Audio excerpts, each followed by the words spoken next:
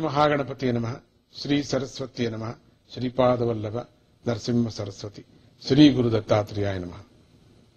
బంధువులు, బాటసారులు. ఇంతవరకు మనం మొన్న వరకు మనం దత్త దర్శనం గురించి మాట్లాడుకున్నాం కదా.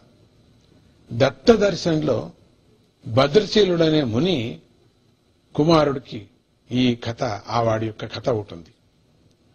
అతడు పూర్వజన్మ స్మృతిలో పుట్టాడు కదా. ఆ ముని కుమారుడు పసితనం నుంచి కూడా ఒంటరిగానే ఉండేవాడు. తోటి పిల్లలతో ఆడుకునేవాడు కాదు. ఎవరైనా పిలిస్తే శ్రీహరి శ్రీహరి అని ఏడ్చేవాడట. చుట్టుపక్కల వాళ్ళకి విచిత్రంగా ఉండేది. అయితే అతడు ఆటకు వెళ్ళకపోవటానికి కారణం, ఉత్సాహం లేకపోవటానికి కూడా కారణం. ఉత్సాహం లేకపోవటం కారణం ఏది? ఉత్సాహం లేకపోవటం కాదు అనుకుంటాం మనం. వెళ్ళటానికి వాడికి మనసులో లేదు కాబట్టి అని. అతడికి తన పూర్వజన్మ చరిత్ర తెలుసు కాబట్టి అందుకే ఎవరితోనూ కూడా కలవటానికి ఇష్టపడేవాడు కాదు. ఇక సాధారణ మానవుల సంగతి చూస్తే మన మనస్సు ఎప్పుడు ఇతరుల స్నేహాన్ని కోరుతూ ఉంటుంది. ఇంక సంఘజీవం అంటామే అట్లా. అయ్యో నేను ఒక్కడే అయిపోయినా, నాలో నాలో అని అంటుంటారు. మనకు స్నేహితులు ఎందుకు కావాలి? భద్రశీలుడికి ఎందుకు అక్కర్లేదు అంటే, మనకు పూర్వజన్మల గురించి తెలియదు కదా. మనం పుడుతూనే ఒక ప్రపంచాన్ని చూస్తున్నాం. మనకు తెలిసిందల్లా ఈ ఒక్క ప్రపంచమే అనుకుంటున్నాం. మనకు వేరే ప్రపంచం తెలియదు. మనకు ఈ జీవితంలో మనకు ప్రతి క్షణం అనేక అవసరాలు ఉంటున్నాయి కదా. పెరిగే కొద్దీ, ఎదిగే కొద్దీ అంటాం. ఈ అవసరాలను తీర్చుకోవటానికి స్వార్థంతో కొందరిని ప్రేమిస్తూ కూడా ఉంటాం. అవసరం లేకపోయినా మరికొందరిని ప్రేమిస్తూ ఉంటాం. ఇది మన స్థితి, అయోమయమైన స్థితి ఇది. కానీ భద్రశీలుడికి ఇప్పుడు ప్రపంచమే కాక పూర్వజన్మలోని పాత ప్రపంచం కూడా స్పష్టంగా జ్ఞాపకం ఉంటుంది. ఆ పాత ప్రపంచంలోని తన జీవితంలో స్వార్థం అనేది ఎట్లా పని చేసిందో అతనికి బాగా తెలుస్తోంది. ఈ స్నేహాల వల్ల ఏ ఉపయోగం లేదని తెలుసు వాడికి. అక్కడ అనుభవించాడు కదా పూర్వజన్మంలో.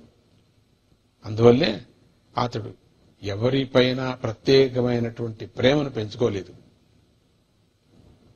కొత్తగా రైలు బండి ఎక్కిన పిల్లవాడే రైలు, ఆ రైల్లో కూర్చొని ప్రక్కవారితో నిజంగానే స్నేహం చేస్తున్నాడు. ఆ రైలు స్నేహం అంటామేది. ఆ రైలు దిగేటప్పుడు స్నేహితుడిని విడవడానికి కూడా బాధపడుతుంటాడు. అంతట్లోపల అంత స్నేహం వచ్చేస్తుంది.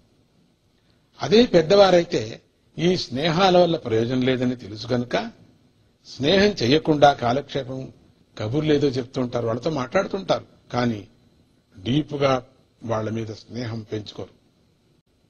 భద్రశీలుడి పరిస్థితి కూడా ప్రయాణాల్లోని పెద్దవారి పరిస్థితి వంటిది. ప్రయాణాల్లో బస్సు స్నేహితులు, ఏరోప్లేన్ స్నేహితులు అంటామే, అటువంటి స్థితి. అతడు ఒక శరీరాన్ని నుంచి మరో శరీరానికి జరిగే ప్రయాణాలు చూసినటువంటి జ్ఞానం గలవాడు భద్రశీలుడు. అందుకే ఈ ప్రయాణంలో ఎవరిపైనా నిజమైనటువంటి ప్రేమను పెంచుకోలేదు. మనకు అతనిలా పూర్వజన్మ జ్ఞానం లేకపోయినా అతనిలాగా మనకు పూర్వజన్మ ఉందని చెప్పే శాస్త్రాల మీద విశ్వాసం మనకుంది కదా. ఈ విశ్వాసం పెరిగిన కొద్దీ భద్రశీలుడికి ఉన్న మానసిక స్థితి మనకు కూడా వస్తుంది. నువ్వు ఒక ఊరు నుంచి మరొక ఊరికి ప్రయాణం చేసినట్లు ఒక దేహం నుండి మరొక దేహానికి ప్రయాణం చేస్తున్నావు. ఈ దారిలో కలిసేటువంటి బాటసారులు, బంధుమిత్రులు ఎవరు నీ పాపపుణ్యాలను పంచుకోరు కదా. అట్లా పంచుకున్నా అనుకున్నప్పటికి కూడా కుదరదు కదా. నీవు ఎప్పుడు ఒంటరివాడివే కనుక ఈ ప్రపంచంలో సంఘం లేకుండా నీ విధిని నిర్వహిస్తూ భగవంతుడిని చేరటానికి ప్రయత్నం చేస్తూ ఉండాలి. ఇది బాగా జ్ఞాపకం పెట్టుకోవాలా. జయ గురుదత్త, శ్రీ గురుదత్త.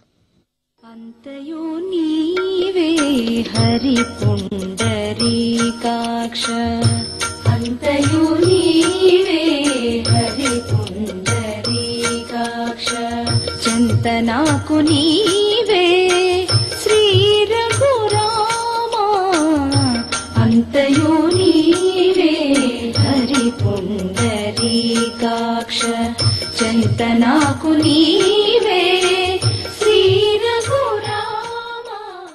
ఆరాధన మీకు అందించిన వారు సైకిల్ 3-in-1. సేద్యంలో ఎదురయ్యే సమస్యలు సందేహాలకు